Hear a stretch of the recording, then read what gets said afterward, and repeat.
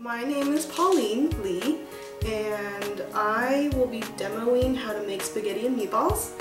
It might seem like an easy thing to do, but the easiest thing can get messed up, and this is a very simple recipe. It's super delicious, it's got tons of flavor, and we're just gonna walk through it, and hopefully you will join with me and you'll like the meatballs as well. Okay, for this recipe, there are a few ingredients that you need to gather first. You need a skillet, you need 2 cans of 28 ounces of whole plum tomatoes in a can, extra olive oil, extra virgin olive oil, garlic, shallots, ground beef, you need breadcrumbs, grated Parmesan, not to be confused with shredded Parmesan, grated, the fine cheese, ricotta, which is a really nice creamy cheese. You will need 1 egg, and that's it. This is a shallot. It's kind of like an onion, but it's a milder flavor, I believe. It's a lot smaller. It will make you tear up. So to avoid that, keep the end here when you cut, and it should not release those chemicals in the air, which will make you tear up. So you just want to take it off, and then always have something nearby to throw your garbage away. That way you're not running back and forth to the trash can. It just wastes time. It's all going in the trash anyways. So again, leave this part on, and then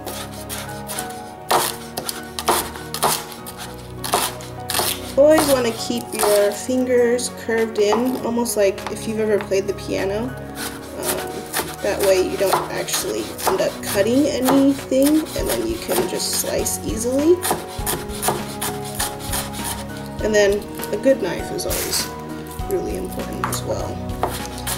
Cut it nice and fine, chop it down. Now, because the butt part of the shallot is no longer attached, the chemical will be released, and I might start tearing up here in a second.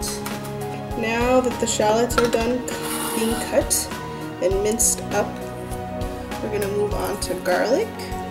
Now the secret with garlic is you just smash it. Don't sit around peeling it. And it comes off. Super easy. Nice and chopped up again. Lots of good spices. Nice flavor. Garlic's always a favorite of my ingredients. And we're done. So we're going to combine all of these together. Got some skin. Okay. Do a final pass through all together, just so that you get any of the remaining big pieces. Oh. And you see in the bowl there's already the breadcrumbs. There's a cup of Italian breadcrumbs in the bowl, as well as a pound of the ground beef. Right now in the bowl we have a pound of ground beef and a cup of the Italian breadcrumbs, and the 1 shallot and 2 minced garlic. Next we're going to add the 1 cup of grated Parmesan, 4 ounces of ricotta, 1 egg, and a tablespoon of extra virgin olive oil. Ooh, that's hard to say. So get your measuring cup, measure out a cup of grated Parmesan. Now this, like I said, is the finely powdered kind. Do not use shredded. We will use a little bit of shredded, but we want to cut this. And then we want 4 ounces of ricotta. So get a spoon, and then the nice thing about these kind of measuring cups is they have ounces as well, and it goes up to 2 ounces. So we're going to scoop out ricotta. And ricotta is very creamy. It doesn't have a lot of flavor, but it's a nice binding agent, as well as like using an egg. But it's a nice milky. It'll add a quality to the meatball that I have yet to taste in other recipes. Okay, that's 4 ounces. Dump it in. Extra virgin olive oil. How I measure a tablespoon is I just do 1 circle around the bowl. Oops, I did a little extra. It's okay. This is just for moisture. And then we're gonna add 1 egg. So crack, crack, crack. before we mix our ingredients for our meatballs, we're gonna get our tomato sauce ready. You need about 4 or 5 cloves of garlic, whole cloves, and then like I said, whole tomato, plum preferred, but anything is fine as long as it's tomato. 28 ounces, and you need 2 of these. So go ahead and smash your garlic. We're gonna keep these whole. You don't need to chop them up. In your garbage bag. I have 4 pieces. Sometimes the garlic can be overwhelming, but if you like garlic, then go ahead. Oh, this one doesn't want to come off.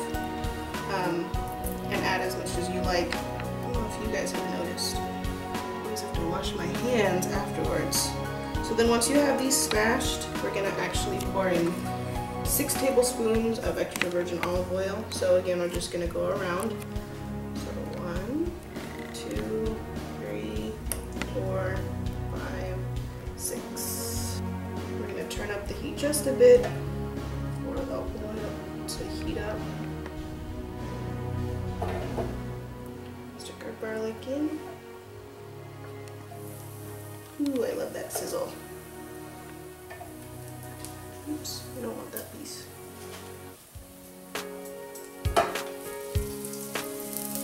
Doesn't that sound nice? Gets me so excited. Once that is sizzling, we're just gonna pour in our tomatoes.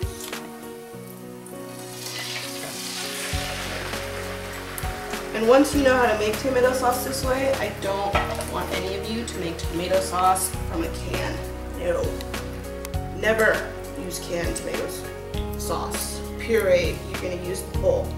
Don't go and buy the jarred stuff or the pureed tomato sauce. This is good tomato sauce. I love it. Shredded Parmesan cheese.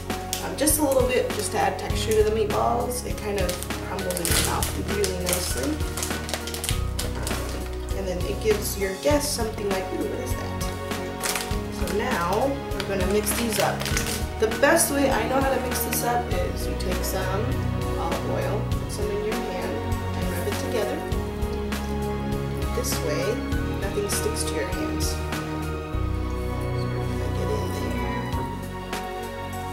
All the ingredients are combined.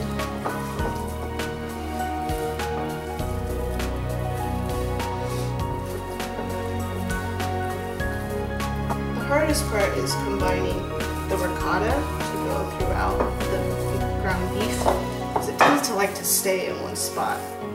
So I'll use one hand for this. Ooh, it's getting messy.